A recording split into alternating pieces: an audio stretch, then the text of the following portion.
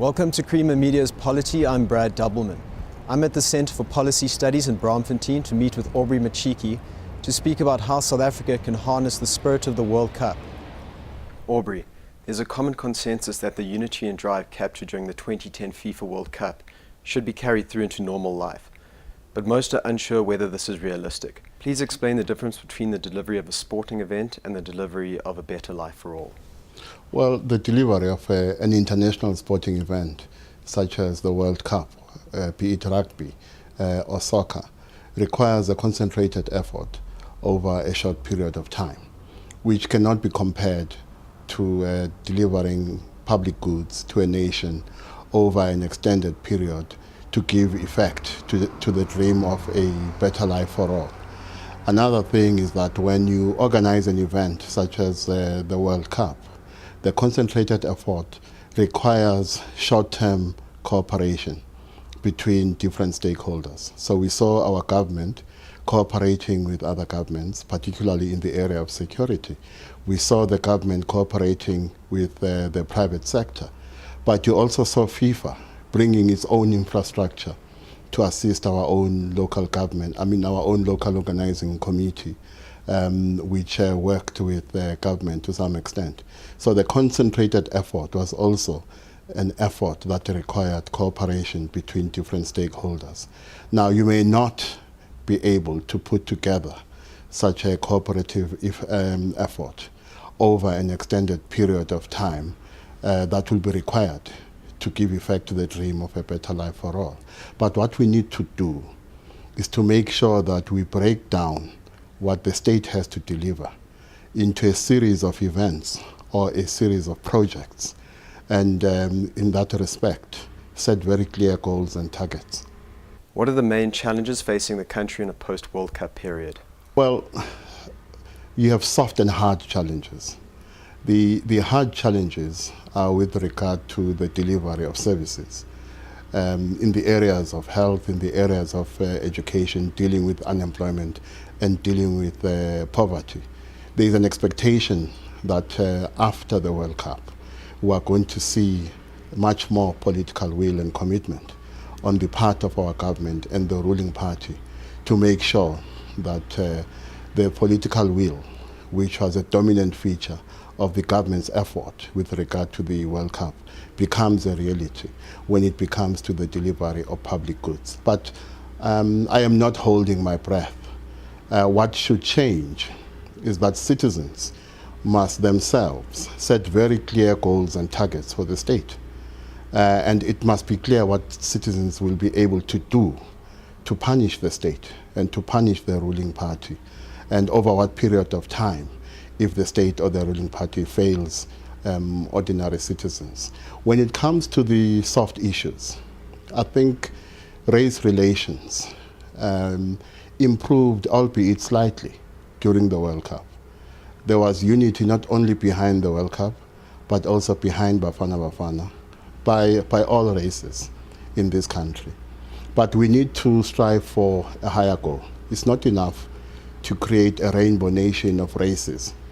We need to create a rainbow nation that accommodates people irrespective of race, sexual orientation, culture, religion, or any other cleavage that divides South African society at the moment.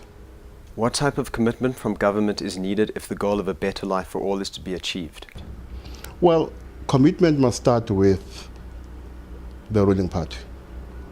The ruling party has the challenge now of using its dominant position to make sure that it does translate the idea of a better life for all into reality. What the World Cup has shown is that there are things we can unite around, first of all, and secondly, that there are things we can do if there is a collective effort between the state, society, and the private sector. Therefore, my expectation is that firstly, we will have a conversation with regard to the National Planning Commission about what goals should come out of that conversation, so that we break whatever goals or vision comes out of the National Planning Commission process into short-term goals that should deliver better health, deliver quality education, deliver houses, and other public goods. But this will take political will. So my hope is that there will be much less political will when it comes to commitment to internal leadership battles in the ruling party, and higher levels of political will when it comes to delivering on the needs of ordinary citizens. In your column, you also mention the need for a commitment to the improvement of race relations. What has the World Cup taught us about racial harmony? Well, what it has taught us is that there are things, and there will be things in future, that will unite us across the race or color bar. But what you will see over the coming weeks and months is that we will, to some extent, get back to old patterns, old disagreements, and old conflicts. Now, we must think of the World Cup in the same way we think of a family. When I was growing up, my parents would say to me, if we have had a quarrel in this house, when guests come, we should forget about the quarrel, put our best feet forward, and smile. And then after they are gone, we can go back to our quarrels. But what experience taught me in those situations is that after the guests are gone, it's very difficult to go back to the quarrel. Or if you do, the quarrel will not be engaged with the same intensity as was the case before the guests came. So I do think that South Africa will be in a place that is different from the place South Africa was in prior to the World Cup. I also do think we are going to see an improvement in race relations. So race relations are not going to be where they were before the World Cup. It does not mean we're not going to be faced with other challenges. This morning, I was listening to talk radio, and with a wry smile, I thought, well, we're back to normal, because people were saying black this, white that, there's no respect for this culture or that culture. That will continue.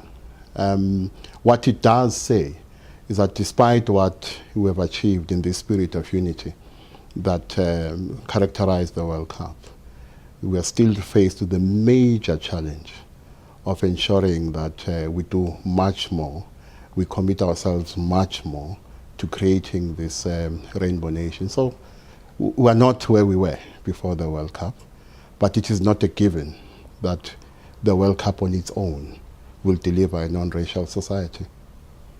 Thank you, Aubrey. Thanks.